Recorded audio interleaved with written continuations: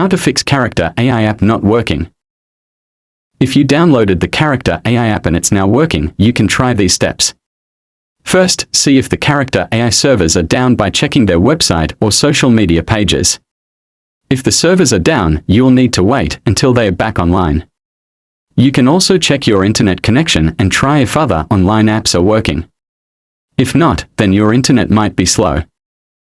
You can also try to clear your app's cache and data, but the latter one is optional. This can help fix compatibility and data corruption issues. After that, open your Character AI app again and try to refresh it. If it's still not working, you can also try to uninstall the app and install it again to make sure that the app is updated. After that, try to open the app and see if it works. If it still doesn't work, then maybe there's a bug in the AI system. Try to contact the support team in the Character AI app website and report the problem. And that's the steps on how to fix the Character AI app if it's not working. I hope you learned something new today. Thank you.